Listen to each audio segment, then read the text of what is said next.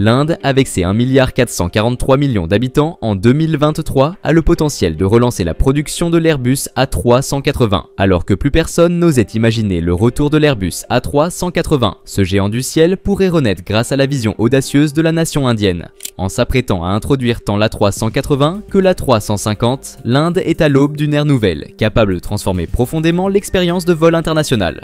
Le rêve de Narendra Modi, Viksit Bharat 2047, pourrait enfin se réaliser, mais il faudra pour cela répondre à la demande croissante de transport aérien dans le pays. Alors que l'Inde vise à devenir une nation développée, exactement un siècle après son indépendance, sa croissance économique soutenue a renforcé la demande de vol parmi ses habitants. De plus en plus d'Indiens, améliorant leur niveau de vie, en viennent à compter sur le transport aérien, aussi bien pour des vols intérieurs qu'internationaux.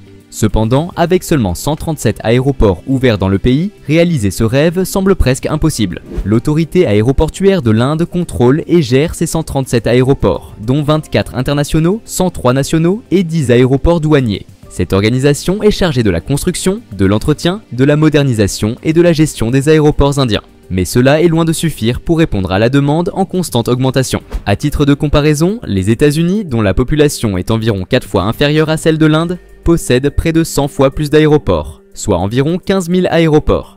Si l'Inde devient un pays développé, cela signifie-t-il qu'il faille construire 15 000 aéroports pour suivre la demande ou bien trouver une autre solution? En réalité, il faudra probablement un peu des deux. Bien sûr, le gouvernement indien a prévu de construire plus d'aéroports. Le Premier ministre Narendra Modi a annoncé un plan visant à en construire 50 aéroports supplémentaires à travers le pays dans les 5 prochaines années. Cette tendance n'est pas nouvelle. Au cours des 10 dernières années, le nombre d'aéroports a presque doublé.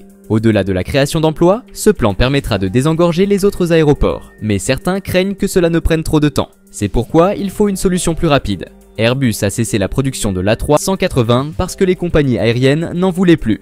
Mais aujourd'hui, il est possible que l'A380 soit la clé pour répondre à la demande croissante de l'aviation en Inde. L'A380 a été abandonné en 2021, lorsque les compagnies ont constaté qu'il était extrêmement difficile, voire impossible, de remplir à 80% un avion à double pont sur des vols long courriers. Le problème est particulièrement aigu quand l'appareil peut transporter plus de 800 passagers en configuration monoclasse. De plus, le poids même de l'A380 aggrave la situation. La masse maximale au décollage de l'A380 est de 560 tonnes et son poids à vide est de 285 tonnes. L'avion était si imposant que seuls quelques aéroports dans le monde disposaient de portes d'embarquement assez grandes, sans parler de la solidité des pistes pour supporter une telle masse en pleine charge. Mais tous ces défis répondent parfaitement aux besoins de l'Inde. Tandis que d'autres compagnies aériennes peinent à trouver 800 ou même 500 passagers, l'Inde n'a aucun problème pour remplir un tel avion. En fait, c'est l'inverse. Elle a besoin d'appareils plus grands pour transporter un nombre sans cesse croissant de voyageurs. Dans la situation actuelle, l'Inde doit disposer d'un transport aérien large, fiable et abordable pour répondre aux besoins des passagers nationaux et internationaux. L'A380 remplit 2 de ces 3 conditions. Cet avion est grand et fiable, mais pas économique à exploiter. Au contraire, il est plutôt coûteux, raison pour laquelle de nombreuses compagnies l'ont délaissé. Cependant, l'Inde pourrait peut-être rentabiliser l'opération en supprimant les classes affaires et premières, pour n'offrir que des places en classe économique. Ainsi, même si les frais de maintenance resteront élevés en raison des 4 moteurs de l'avion, ils pourraient être compensés par le remplissage complet de l'appareil avec des sièges abordables, soit environ 800 places. De plus, l'A380 n'étant plus en production, les compagnies aériennes indiennes n'auraient pas à payer le prix fort pour l'acquérir. Au lieu de débourser 445,6 millions de dollars, voire plus de 500 millions, elles peuvent trouver des A3 sans 420 d'occasion à un prix plancher d'environ 25 millions de dollars.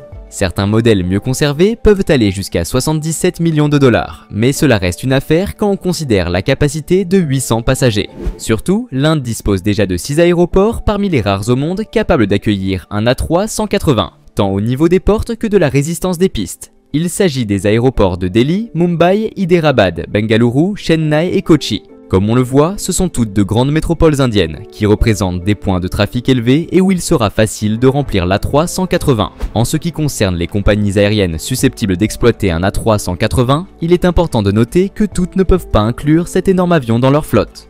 Indigo par exemple, la plus grande compagnie aérienne intérieure de l'Inde, exploite la plus grande flotte d'A3 120 au monde, un modèle beaucoup plus petit. Elle ne cherche donc pas à acquérir l'A3 180. En revanche, Air India est une toute autre affaire. Non seulement c'est la compagnie nationale emblématique, mais elle possède une flotte très diversifiée, allant de l'A320 à l'A350 pour les appareils Airbus et du 777 au 787 Dreamliner pour les Boeing. De plus, Air India est actuellement en pleine phase de rebranding et de modernisation de sa flotte. Il est donc possible qu'elle investisse dans la formation de pilotes aptes à piloter l'A380. On pourrait objecter que l'A380 n'est pas adapté aux lignes intérieures. On aurait sans doute raison, car le Japon a déjà tenté quelque chose de similaire sans succès. Mais rappelons que ce n'est qu'une des options possibles. L'Inde pourrait mettre l'accent sur les vols internationaux vers d'autres nations et rentabiliser ainsi son investissement. L'A380 n'est toutefois pas le seul appareil inclus dans le grand projet de l'Inde. L'A350 y tient également une place importante. En 2023, Air India a finalisé une commande de 470 avions. Laissez bien cela mariner. Pas 10, 20, 50 ou même 100, mais bien 470 avions, répartis entre Airbus et Boeing, dont 250 appareils Airbus et 220 Boeing. Au départ, le transporteur national de l'Inde souhaitait acheter 140 A3 120 Neo et 70 A3 121 Neo. La commande incluait également 36 A3 150 000 et 4 A3 150 900. Plus tard, la compagnie a changé d'avis et a modifié certains éléments de la commande. Finalement, la commande officielle s'est transformée en 70 A320 Neo, 140 A321 Neo, ainsi que 20 A350 900 et 20 A350 000. La raison pour laquelle ils ont opté pour plus d'A321 Neo, c'est que la 321 Neo offre une autonomie d'environ 8700 km, tandis que la 320 Neo ne peut parcourir que 6300 km. Ces 2400 km supplémentaires font une énorme différence lors d'un voyage. La compagnie a procédé ainsi pour se donner des options. À l'avenir, avec la croissance du marché, Air India souhaite proposer des destinations internationales long courrier, ce sur quoi elle se concentre principalement. En effet, Indigo domine largement le marché intérieur, et Air India doit donc se positionner sur le segment international, là où elle a une chance de se démarquer. Soutenue par le groupe Tata, la compagnie prévoit d'introduire une flotte d'A3 150 900 et d'A3 150 000 pour assurer ses liaisons internationales. Récemment, ce plan est devenu réalité. Arborant la nouvelle livrée d'Air India, la compagnie vient de lancer son vol long courrier international entre Delhi et New York. Ce vol marque le début de ses opérations long courrier avec les nouveaux appareils.